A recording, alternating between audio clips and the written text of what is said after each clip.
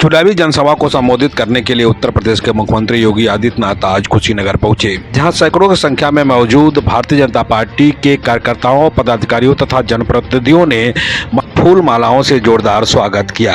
मुख्यमंत्री को सुनने के लिए हजारों की संख्या में लोग 42 डिग्री सेल्सियस तापमान भीषण गर्मी में भी मौजूद रहे।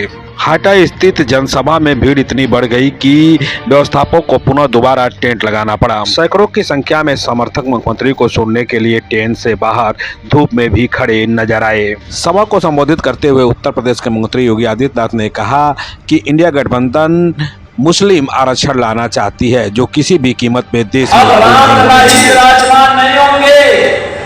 अयोध्या में तो रामलला विराजमान होंगे, लेकिन जो देश की सुरक्षा के लिए खतरा पैदा करेगा उसकी राम नाम सत्य है की यात्रा भी नहीं। आज कोई सुरक्षा पे सेल लगाने का दुस्साहस नहीं कर पाएगा। बहनों और भाइयों, आज मैं इसीलिए आपके पास आया हूं इस जनपद में कहने के लिए सुरक्षा भी है और विकास के बड़े बड़े कार्य भी हैं, पर्व और त्योहार भी आपके सकुशल संपन्न हो रहे हैं। हर प्रकार की जो आवश्यकता जहां की है उस कार्यक्रमों को हम स्थापित कर रहे हैं। अभी तो हमने यहाँ पे गौतम बुद्ध के नाम पर, भगवान बुद्ध के नाम पर एक कृषि विश्वविद्यालय की आधारशिला भी रखी है। कृषि विश्वविद्यालय आपके जनपद में बनने जा रहा है। बहुत कम जनपद है जहाँ विश्वविद्यालय, मेडिकल कॉलेज, एयरपोर्ट ये सब एक साथ है। उनमें से आपका रोना जनपद भी एक है। बहनों और भाइयों, ये नए उत्तर प्रदेश का नया कुशीनगर जनपद है और इसलिए है क्योंकि आपने यहाँ पे अच्छे जनप्रतिनिधि चुन करके भेजे हैं। ये लोग पैरवी करते हैं, प्रभावी पैरवी करते हैं, उसके लिए लगातार प्रयास करते हैं। एक तरफ विकास के लिए समर्पित भारतीय जनता पार्टी की सरकार और दूसरी तरफ बांटो और राज करो के लिए कुख्यात कांग्रेस और समाजवादी पार्टी का गठबंधन।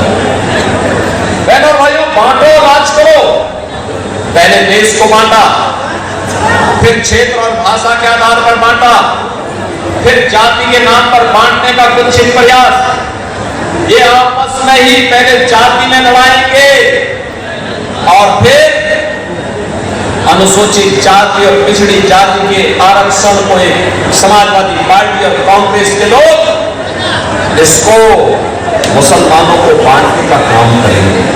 इन्होंने तो अपनी घोषणा पत्र में कहा है कि सत्ता में आएंगे तो मुस्लिम आरक्षण देंगे। अरे बाबा साहब भीमराव अम्बेडकर कई बार कह चुके थे, उन्होंने कहा धर्म के आधार पर आरक्षण नहीं हो सकता। आरक्षण का आधार अनुसूचित जाति, जनजाति और पिछड़ी जाति ही हो सकती है, आरक्षण का आधार धर्म नहीं हो सकता है। लेकिन कांग्रेस और समाजवादी पार्टी को क्या हो गया, ये देश के विभाजन को आधार तैयार कर रहे हैं मुस्लिम आरक्षण की वकालत करके। और यही नहीं, एक तरफ मुस्लिम आरक्षण की वकालत ये लोग कर रहे हैं और दूसरी ओर इनके द्वारा जो बातें कही जाती, कह रहे हैं पर्सनल लॉ लागू करेंगे। पर्सनल लॉ का मतलब आप जानते हैं, पर्सनल लॉ का मतलब तालिबानी शासन।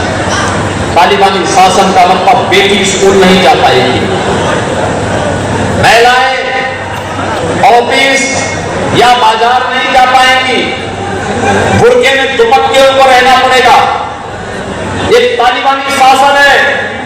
हम तालिबानी शासन भारत के अंदर लागू नहीं होने देंगे और भारतीय जनता पार्टी की घोषणा है, भारत की व्यवस्था बाबा साहब भीमराव अम्बेडकर के द्वारा बनाए गए संविधान से चलेगी। भारत की व्यवस्था किसी शरीयत कानून से नहीं चलेगी। बहनों और भाइयों, कांग्रेस का घोषणा पत्र कहता है कि अगर सत्ता में आए तो अल्पसंख्यकों की रुचि के अनुसार खान पान की स्वतंत्रता देंगे। अल्पसंख्यकों का खान पान, अरे जो आप खाते होंगे वही तो भी खाते होंगे। एक जगह में ठहर जाता है और वह ठहरा होता है जब एक मुसलमान कहता है कि मैं गौमांस खाऊंगा, गौ हत्या करूंगा, फिर तो वहां पे अड़ जाता है, कहता नहीं, जन्म जन्म का नाता है, गाय हमारी